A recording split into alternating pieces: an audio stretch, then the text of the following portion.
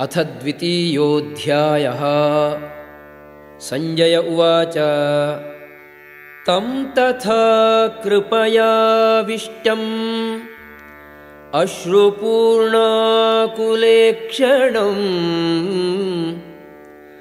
विषीदन्तम् इदं वाक्यम् उवाच मधुसूदनः।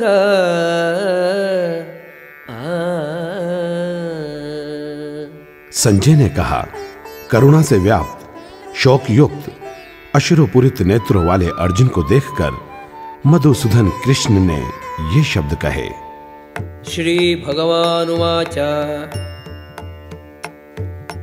कुतस्त्वा कश्मलम् इदम् विषमे समुपस्थितम् अनार्यजुष्टम् अस्वर्ग्यम् अकीर्तिकरम् अर्जुन।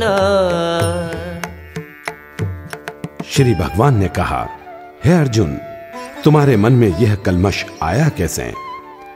यह उस मनुष्य के लिए तनिक भी अनुकूल नहीं है जो जीवन के मूल्य को जानता हो। इससे उच्च लोक की ही नहीं अपितु अपयश की प्राप्ति होती है। क्लैब्योमास्मगमः पार्थ नैतत्त्वयि उपपद्यते क्षुद्रं हृदय दौर्बल्यम् त्यक्त्वोत्तिष्ठ परं तपा।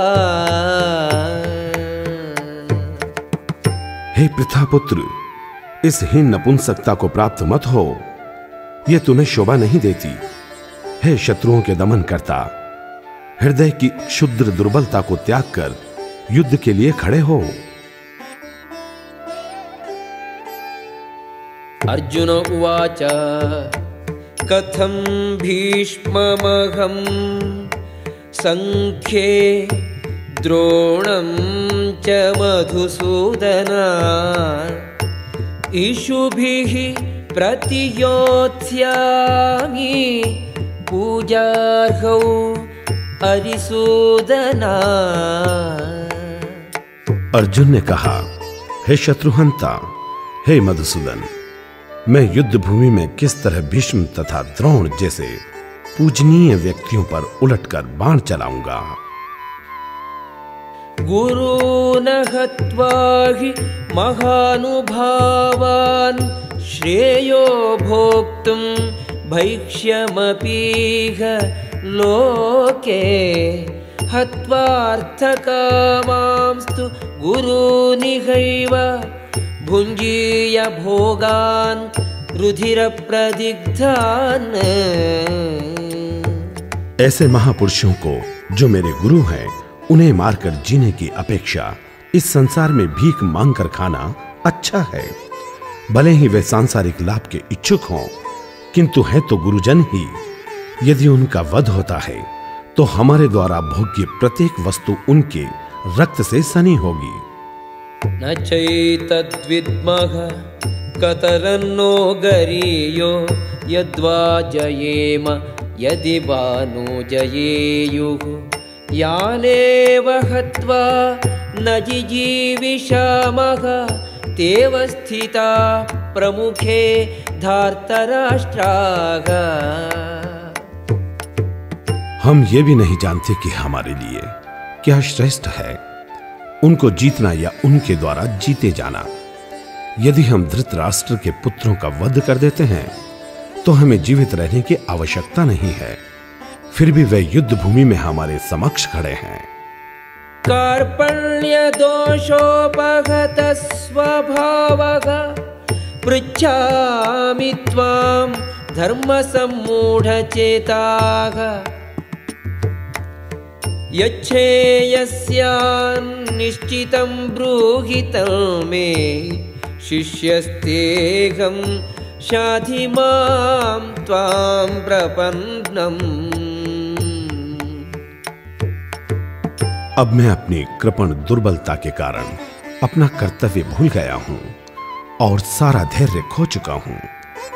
ऐसी अवस्था में मैं आपसे पूछ रहा हूं कि जो मेरे लिए श्रेयस्कर हो उसे निश्चित रूप से बताएं।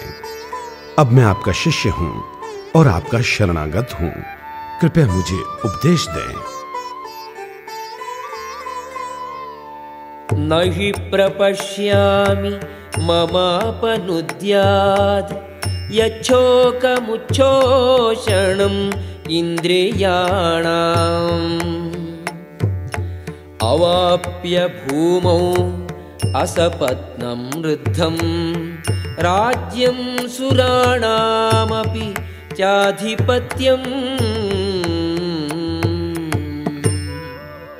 मुझे ऐसा कोई साधन नहीं दिखता जो मेरी इंद्रियों को सुखाने वाले इस शोक को दूर कर सके। स्वर्ग पर देवताओं के आधिपत्य की तरह इस धन धान्य संपन्न सारी पृथ्वी पर निष्कंटक राज्य प्राप्त करके भी मैं इस शोक को दूर नहीं कर सकूंगा। संजय उवाच एवमुक्त्वा हृषीकेशं गुडाकेशः परं तपः न योत्स्ये इति गोविन्दम् उक्त्वा तूष्णीं बभूवः। संजय ने कहा, इस प्रकार कहने के बाद शत्रुओं का दमन करने वाला अर्जुन कृष्ण से बोला, हे गोविंद, मैं युद्ध नहीं करूंगा, और चुप हो गया। तमुवाच हृषीकेशः प्रहसन्निव भारत सेनयोरुभयोर्मध्ये विषीदन्तमिदं वचः।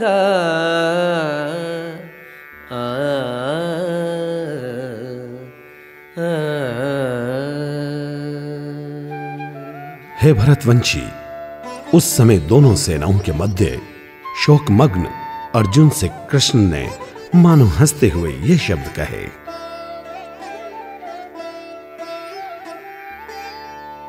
श्री भगवानुवाच अशोच्यानन्वशोचस्त्वं प्रज्ञावादांश्च भाषसे गतासून् अगतासूंश्च नानुशोचन्ति पंडिताः। श्री भगवान ने कहा, तुम पांडित्यपूर्ण वचन कहते हुए उनके लिए शोक कर रहे हो जो शोक करने योग्य नहीं हैं। जो विद्वान होते हैं वे न तो जीवित के लिए न ही मृत के लिए शोक करते हैं। न त्वेवाहं जातुनासं न त्वं नेमे जनाधिपाः न चैव न भविष्यामः सर्वे वयमतः परम्। ऐसा कभी नहीं हुआ कि मैं न रहा हूं या तुम न रहे हो, अथवा ये समस्त राजा न रहे हो, और न ऐसा है कि भविष्य में हम लोग नहीं रहेंगे। देहिनोऽस्मिन् यथा देहे कौमारं यौवनं जरा तथा देहान्तरप्राप्तिः धीरः तत्र न मुह्यति। जिस प्रकार शरीरधारी आत्मा इस शरीर में बाल्यावस्था से तरुणावस्था में और फिर वृद्धावस्था में निरंतर अग्रसर होता रहता है, उसी प्रकार मृत्यु होने पर आत्मा दूसरे शरीर में चला जाता है। धीर व्यक्ति ऐसे परिवर्तन से मोह को प्राप्त नहीं होता। मात्रा स्पर्शास्तु कौन्तेय शीतोष्ण सुख दुःखदाः आगमापायिनो नित्याः तांस्तितिक्षस्व भारत। हे कुंती पुत्र, सुख तथा दुख का क्षणिक उदय तथा कालक्रम में उनका अंतर्धान होना सर्दी तथा गर्मी की ऋतुओं के आने जाने के समान है। हे भरतवंशी, वे इंद्रिय बोध से उत्पन्न होते हैं और मनुष्य को चाहिए कि अविचल भाव से उनको सहन करना सीखे। यं हि नौ व्यथयन्त्येते पुरुषं पुरुषर्षभा समदुःख सुखं धीरं सोमृतत्वाय कल्पते। है पुरुष श्रेष्ठ, जो पुरुष सुख तथा दुख में विचलित नहीं होता और इन दोनों में समभाव रहता है, वह निश्चित रूप से मुक्ति के योग्य है। नासतो विद्यते भावो ना भावो विद्यते सतः उभयोरपि दृष्टोऽन्तः त्वनयोस्तत्त्वदर्शिभिः। तत्वदर्शियों ने यह निष्कर्ष निकाला है कि असत का कोई चिरस्थायित्व नहीं है, किंतु सत्य अपरिवर्तित रहता है। उन्होंने इन दोनों की प्रकृति के अध्ययन द्वारा यह निष्कर्ष निकाला है। अविनाशी तु तद्विद्धि येन सर्वमिदं तदं विनाशम् अव्ययस्यास्य न कश्चित् कर्तुमर्हति। जो सारे शरीर में व्याप्त है उसे ही तुम अविनाशी समझो। उस अव्यय आत्मा को नष्ट करने में कोई भी समर्थ नहीं है। अंतवंत इमे देहा नित्यस्योक्ताः शरीरिणः अनाशिनो प्रमेयस्य तस्माद्युध्यस्व भारत। अविनाशी, अप्रमेय तथा शाश्वत जीव के भौतिक शरीर का अंत अवश्यंभावी है, अतः है भरतवंशी, युद्ध करो। येनं वेत्ति हन्तारं यश्चैनं मन्यते हतम् उभौ तौ न विजानीतो नायं हन्ति न हन्यते।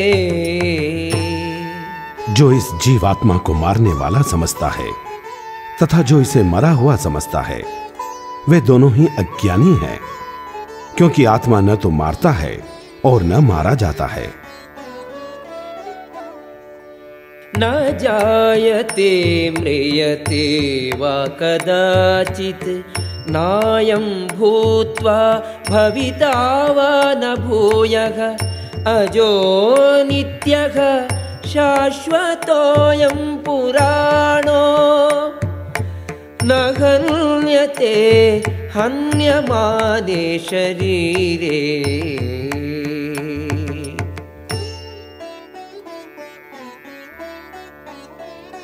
आत्मा के लिए किसी भी काल में न तो जन्म है न मृत्यु। वह न तो कभी जन्मा है न जन्म लेता है और न जन्म लेगा। वह अजन्मा, नित्य, शाश्वत तथा पुरातन है। शरीर के मारे जाने पर वह मारा नहीं जाता।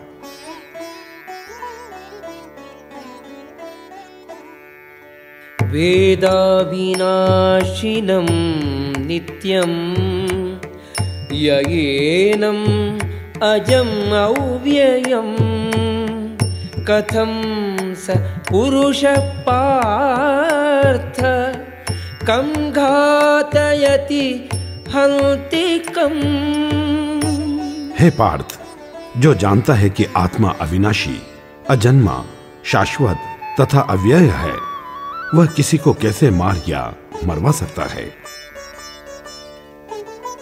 वासांसि जीर्णानि यथा विहाय नवानि गृह्णाति नरोपराणि तथा शरीराणि विहाय जीर्णानि अन्यानि संयाति नवानि देहि।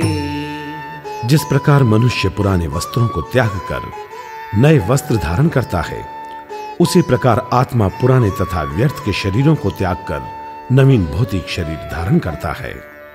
नैनं छिन्दन्ति शस्त्राणि नैनं दहति पावकः न चैनं क्लेदयन्त्यापो न शोषयति मारुतः।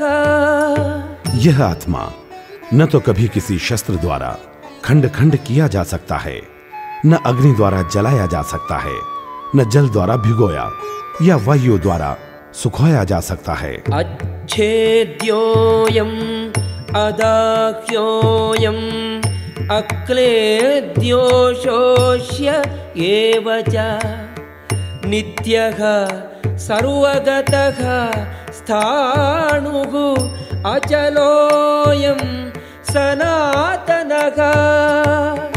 यह आत्मा अखंडित तथा अघुलनशील है।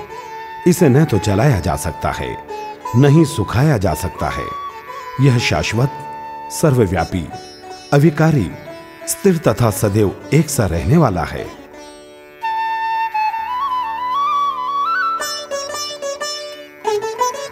अव्यक्तोऽयम् अचिन्त्योऽयम् अविकार्योऽयमुच्यते तस्मादेवं विदित्वैनं नानुशोचितुम् अर्हसि। यह आत्मा अव्यक्त, अकल्पनीय तथा अपरिवर्तनीय कहा जाता है। यह जानकर तुम्हें शरीर के लिए शोक नहीं करना चाहिए। अथ चैनं नित्यजातं नित्यं वा मन्यसे मृतं तथापि त्वं महाबाहो नैनं शोचितुम् अर्हसि। किंतु यदि तुम ये सोचते हो कि आत्मा सदा जन्म लेता है तथा सदा मरता है, तो भी हे महाबाहु, तुम्हारे शोक करने का कोई कारण नहीं है। जातस्य हि ध्रुवो मृत्युः ध्रुवं जन्म मृतस्य च तस्मात् अपरिहार्येऽर्थे न त्वं शोचितुम् अर्हसि। जन्म लेने पर मृत्यु निश्चित है, वैसे ही मृत्यु के बाद पुनर्जन्म भी। अतः तुम अपरिहार्य विषय में शोक मत करो। अव्यक्तादीनि भूतानि व्यक्तमध्यानि भारत अव्यक्त निधनानि एव तत्र का परिदेवना। सारे जीव प्रारंभ में अव्यक्त रहते हैं, मध्य अवस्था में व्यक्त होते हैं और विनष्ट होने पर पुनः अव्यक्त हो जाते हैं। अतः शोक करने की क्या आवश्यकता है।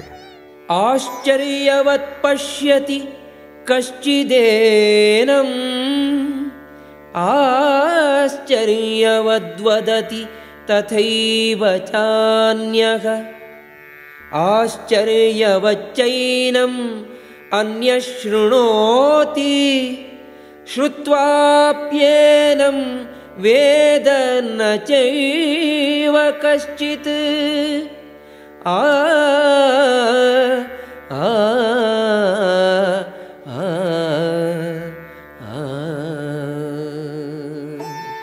कोई आत्मा को आश्चर्य से देखता है, कोई इसे आश्चर्य की तरह बताता है तथा कोई इसे आश्चर्य की तरह सुनता है, किंतु कोई कोई इसके विषय में सुनकर भी कुछ नहीं समझ पाते।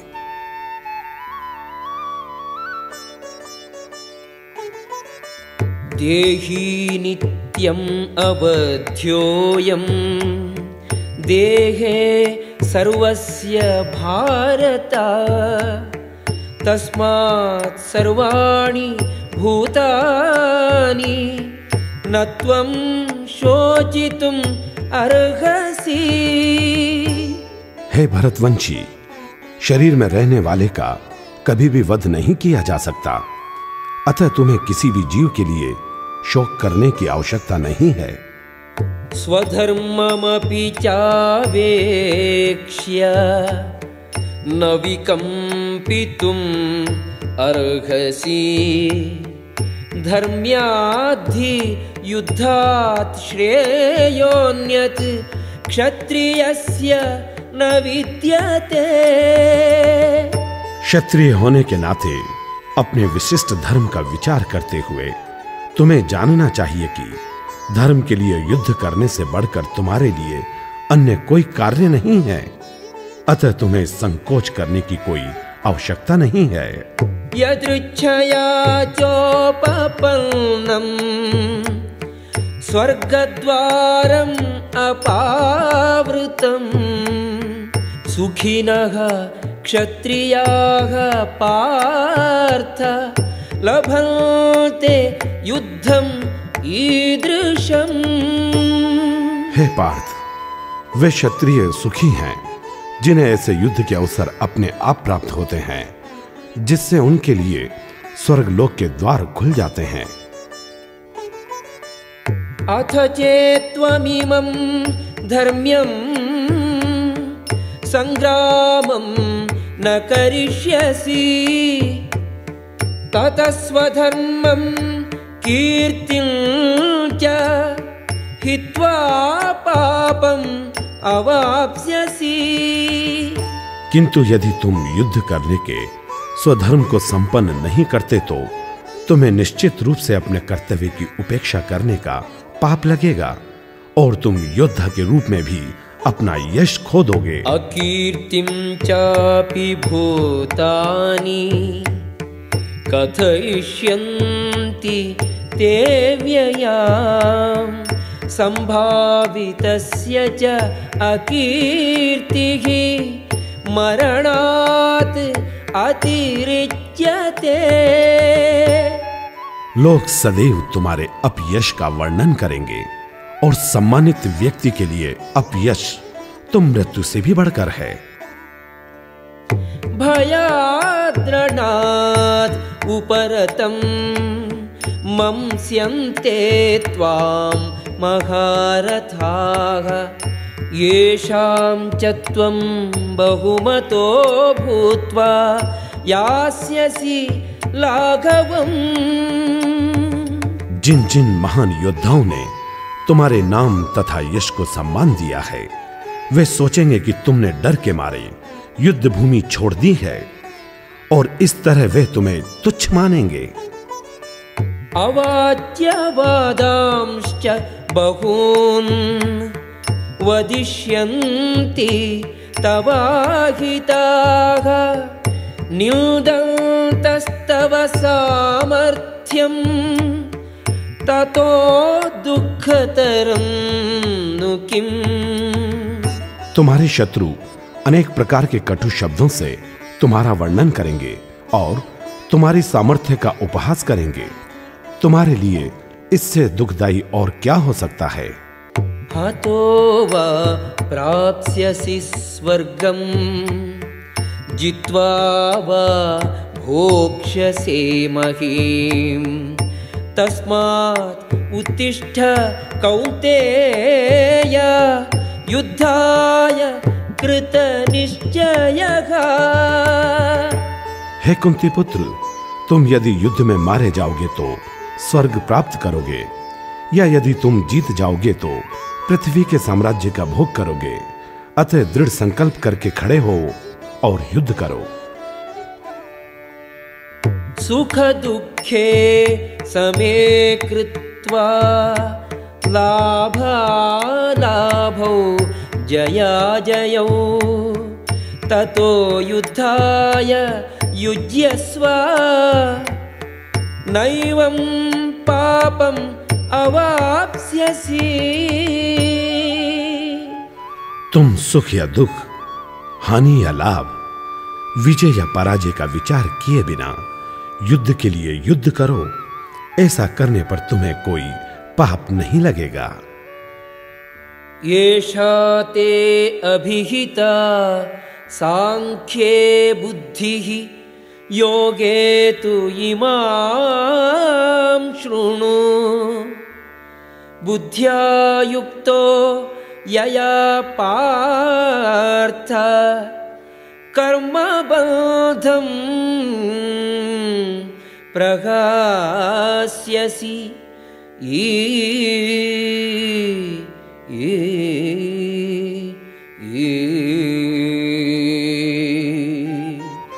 यहां मैंने वैश्लेषिक अध्ययन द्वारा इस ज्ञान का वर्णन किया है। अब निष्काम भाव से कर्म करना बता रहा हूं, उसे सुनो। हे पृथापुत्र, तुम यदि ऐसे ज्ञान से कर्म करोगे तो तुम कर्मों के बंधन से अपने को मुक्त कर सकते हो। नेहाभिक्रमनाशोऽस्ति प्रत्यवायो न विद्यते स्वल्पमप्यस्य धर्मस्य त्रायते महतो भयात्। इस प्रयास में न तो हानि होती है न ही ह्रास, अपितु इस पथ पर की गई अल्प प्रगति भी महान भय से रक्षा कर सकती है। व्यवसायात्मिका बुद्धिः एकेह कुरुनन्दन बहुशाखा ह्यनन्ताश्च बुद्धयो व्यवसायिनाम्। जो इस मार्ग पर हैं, वे प्रयोजन में दृढ़ रहते हैं और उनका लक्ष्य भी एक होता है। हे कुरुनंदन, जो दृढ़ प्रतिज्ञ नहीं है, उनकी बुद्धि अनेक शाखाओं में विभक्त रहती है।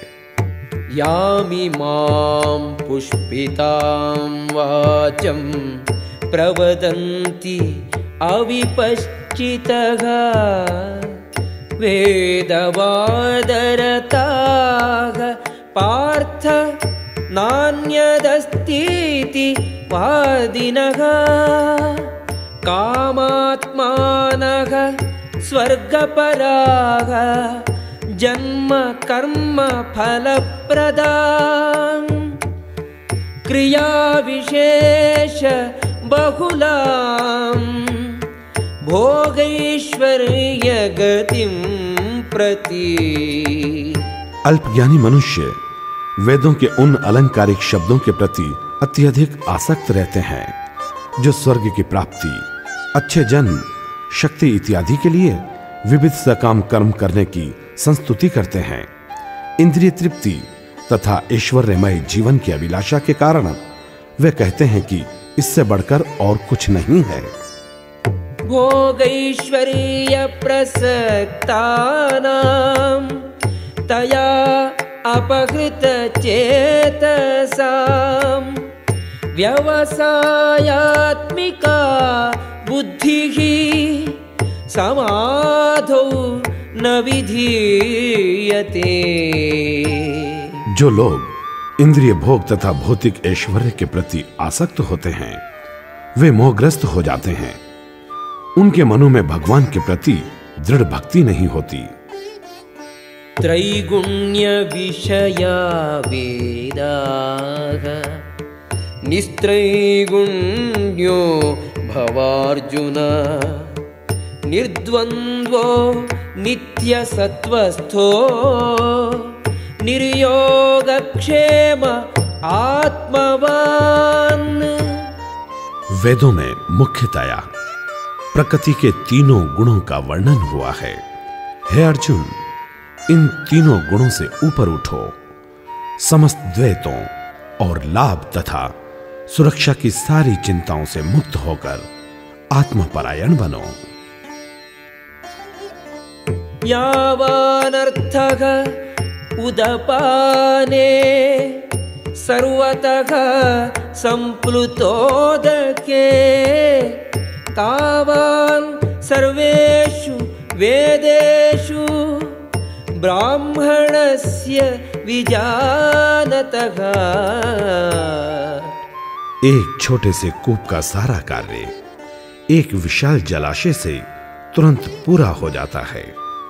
इसी प्रकार वेदों के आंतरिक तात्पर्य जानने वाले को उनके सारे प्रयोजन सिद्ध हो जाते हैं। कर्मण्येवाधिकारस्ते मा फलेषु कदाचन मा कर्मफलहेतुः भू मा ते संगोस्तु अकर्मणि। तुम्हें अपना कर्म करने का अधिकार है, किंतु कर्म के फलों के तुम अधिकारी नहीं हो। तुम न तो कभी अपने आप को अपने कर्मों के फलों का कारण मानो, न ही कर्म न करने में कभी आसक्त हो। योगस्थः कुरु कर्माणि संगं त्यक्त्वा धनंजय सिद्ध्य सिद्ध्योः समो भूत्वा समत्वं योग उच्यते। हे अर्जुन, जय अथवा पराजय की समस्त आसक्ति त्याग कर समभाव से अपना कर्म करो। ऐसी समता योग कहलाती है।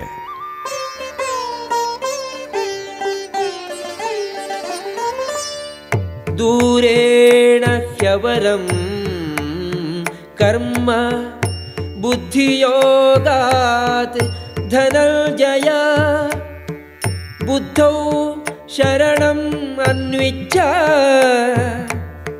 कृपणाः फलहेतवः। हे धनंजय, भक्ति के द्वारा समस्त ग्रहित कर्मों से दूर रहो और उसी भाव से भगवान की शरण ग्रहण करो। जो व्यक्ति अपने सकाम कर्म फलों को भोगना चाहते हैं वे कृपण हैं। बुद्धियुक्तो जगातीह उभे सुकृत दुष्कृते तस्माद्योगाय युज्यस्व योगः कर्मसु कौशलम्। भक्ति में संलग्न मनुष्य इस जीवन में ही अच्छे तथा बुरे कार्यों से अपने को मुक्त कर लेता है। अतः योग के लिए प्रयत्न करो, क्योंकि सारा कार्य कौशल यही है। कर्मजं बुद्धियुक्ता हि फलं त्यक्त्वा मनीषिणः जन्मबन्धविनिर्मुक्ताः पदं गच्छन्ति अनामयम्। इस तरह भगवत भक्ति में लगे रहकर बड़े बड़े ऋषि, मुनि अथवा भक्तगण अपने आप को इस भौतिक संसार में कर्म के फलों से मुक्त कर लेते हैं। इस प्रकार वे जन्म मृत्यु के चक्र से छूट जाते हैं और भगवान के पास जाकर उस अवस्था को प्राप्त करते हैं जो समस्त दुखों से परे है। यदा ते मोहकलिलं बुद्धिः व्यतितरिष्यति तदा गन्तासि निर्वेदं श्रोतव्यस्य श्रुतस्य च। जब तुम्हारी बुद्धि मोह रूपी सघन वन को पार कर जाएगी तो तुम सुने हुए तथा सुनने योग्य सबके प्रति अन्य मनसक हो जाओगे। श्रुति विप्रतिपन्ना ते यदा स्थास्यति निश्चला समाधौ अचला बुद्धिः तदा योगम् अवाप्स्यसि। जब तुम्हारा मन वेदों की अलंकारमयी भाषा से विचलित न हो और वह आत्म साक्षात्कार की समाधि में स्थिर हो जाए, तब तुम्हें दिव्य चेतना प्राप्त हो जाएगी। अर्जुन उवाच स्थितप्रज्ञस्य का भाषा समाधिस्थस्य केशव स्थितधीः किं प्रभाषेत किमासीत व्रजेत किम्। अर्जुन ने कहा, हे कृष्ण, अध्यात्म में लीन चेतना वाले व्यक्ति के क्या लक्षण हैं? वह कैसे बोलता है तथा उसकी भाषा क्या है? वह किस तरह बैठता और चलता है? श्री भगवानुवाच प्रजहाति यदा कामान् सर्वान् पार्थ मनोगतान् आत्मन्येवात्मना तुष्टः स्थितप्रज्ञः तदोच्यते। श्री भगवान ने कहा, हे पार्थ, जब मनुष्य मनोधर्म से उत्पन्न होने वाली इंद्रिय तृप्ति की समस्त कामनाओं का परित्याग कर देता है और जब इस तरह से विशुद्ध हुआ उसका मन आत्मा में संतोष प्राप्त कर लेता है, तो वह विशुद्ध दिव्य चेतना को प्राप्त कहा जाता है।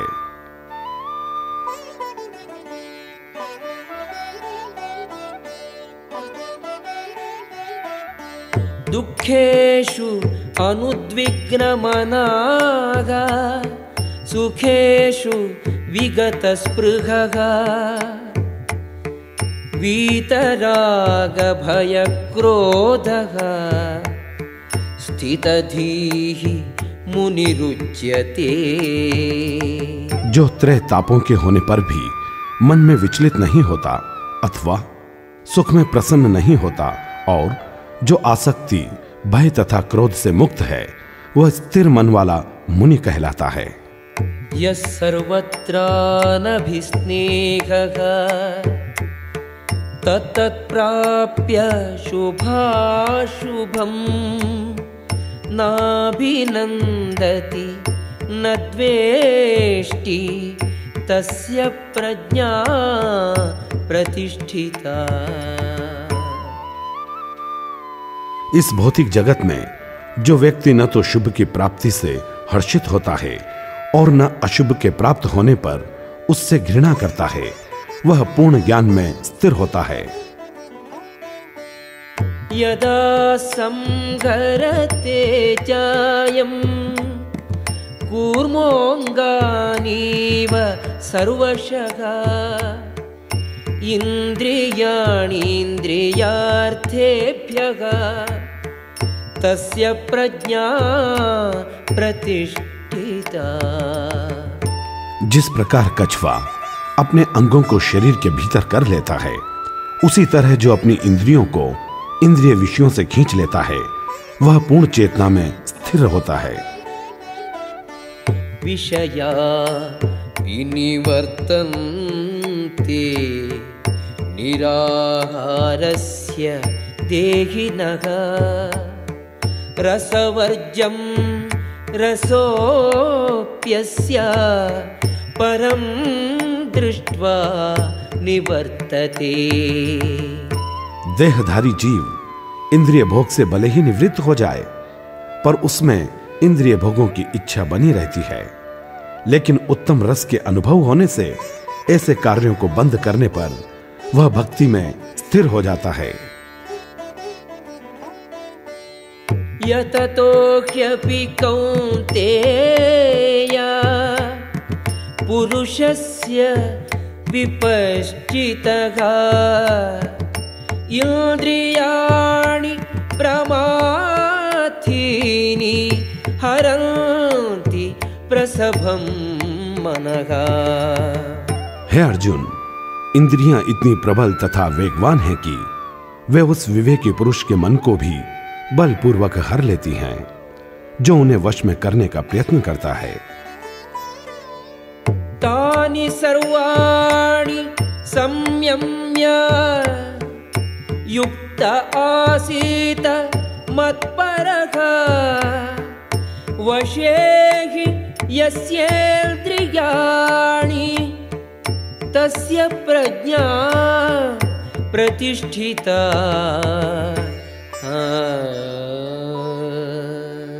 जो इंद्रियों को पूर्णतया वश में रखते हुए इंद्रिय संयमन करता है और अपनी चेतना को मुझ में स्थिर कर देता है, वह मनुष्य स्थिर बुद्धि कहलाता है।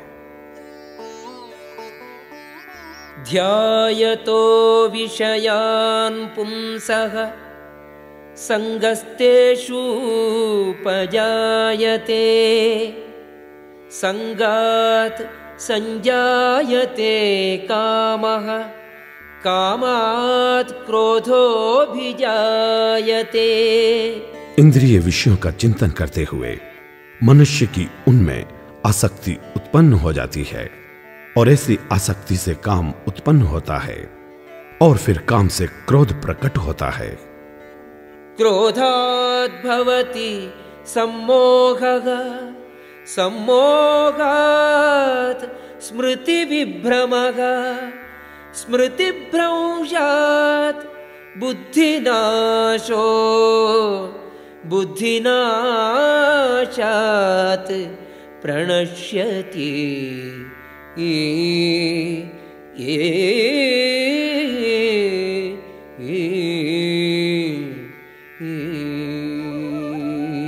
क्रोध से पूर्ण मोह उत्पन्न होता है और मोह से स्मरण शक्ति का विभ्रम हो जाता है।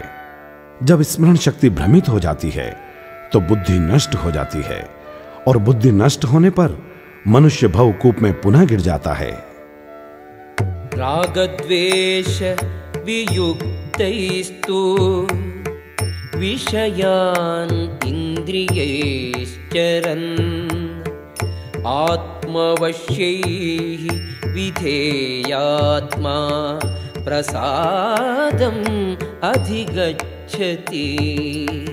किंतु समस्त राग तथा द्वेष से मुक्त एवं अपनी इंद्रियों को संयम द्वारा वश में करने में समर्थ व्यक्ति भगवान की पूर्ण कृपा प्राप्त कर सकता है। प्रसादे सर्वदुःखानां हानिरस्योपजायते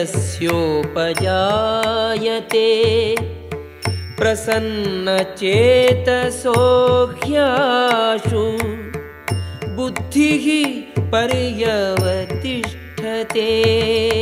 इस प्रकार से कृष्ण भावनामृत में तुष्ट व्यक्ति के लिए संसार के तीनों ताप नष्ट हो जाते हैं और ऐसी तुष्ट चेतना होने पर उसकी बुद्धि शीघ्र ही स्थिर हो जाती है।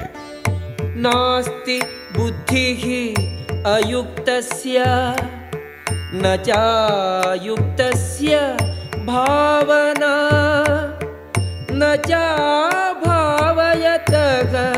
शान्तिः अशान्तस्य कुतः सुखम्। जो कृष्ण भावनामृत में परमेश्वर से संबंधित नहीं है उसकी न तो बुद्धि दिव्य होती है और न ही मन स्थिर होता है, जिसके बिना शांति की कोई संभावना नहीं है। शांति के बिना सुख हो भी कैसे सकता है। इंद्रियाणां हि चरतां यन्मनोनुविधीयते तदस्य हरति प्रज्ञां वायुर्नावमिवाम्भसि। जैसे पानी में तैरती नाव को प्रचंड वायु दूर बहा ले जाती है, वैसे ही इंद्रियों में से कोई एक जिस पर मन लगा रहता है मनुष्य की बुद्धि को हर लेती है। तस्माद्यस्य महाबाहो निगृहीतानि सर्वशः इंद्रियाणि इंद्रियार्थेभ्यः तस्य प्रज्ञा प्रतिष्ठिता। अतः हे महाबाहु, जिस पुरुष की इंद्रियां अपने अपने विषयों से सब प्रकार से विरत होकर उसके वश में है, उसी की बुद्धि निसंदेह स्थिर है। या निशा सर्वभूतानां तस्यां जागर्ति संयमी यस्यां जागृति भूतानि सा निशा पश्यतो मुनेः। जो सब जीवों के लिए रात्रि है वह आत्म संयमी के जागने का समय है, और जो समस्त जीवों के जागने का समय है वह आत्मनिरीक्षक मुनि के लिए रात्रि है। आपूर्यमाणम् अचलप्रतिष्ठं समुद्रमापः प्रविशन्ति यद्वत् तद्वत्कामाः यं प्रविशन्ति सर्वे सशान्तिम् आप्नोति न कामकामी।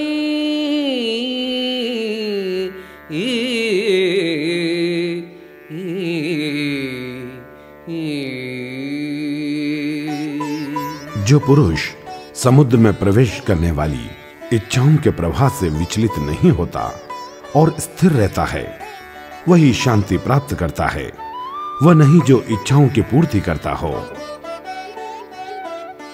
विहाय कामान् यः सर्वान् पुमांश्चरति निःस्पृहः निर्ममो निरहंकारः स शान्तिम् अधिगच्छति। जिस व्यक्ति ने इंद्रिय तृप्ति की समस्त इच्छाओं का परित्याग कर दिया है, जो इच्छाओं से रहित रहता है और जिसने सारी ममता त्याग दी है तथा अहंकार से रहित है, वही वास्तविक शांति को प्राप्त कर सकता है।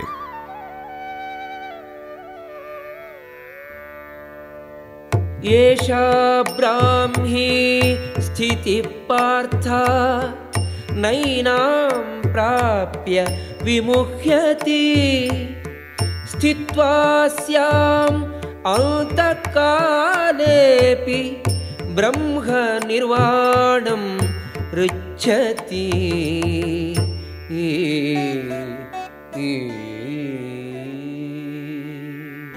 यह आध्यात्मिक तथा ईश्वरीय जीवन का पथ है, जिसे प्राप्त करके मनुष्य मोहित नहीं होता। यदि कोई जीवन के अंतिम समय में भी इस तरह स्थित हो तो वह भगवत धाम में प्रवेश कर सकता है। ओम तत्सदिति श्रीमद्भगवद्गीतासु उपनिषत्सु ब्रह्म विद्यायां योगशास्त्रे श्रीकृष्णार्जुन संवादे सांख्ययोगो नाम द्वितीयोऽध्यायः।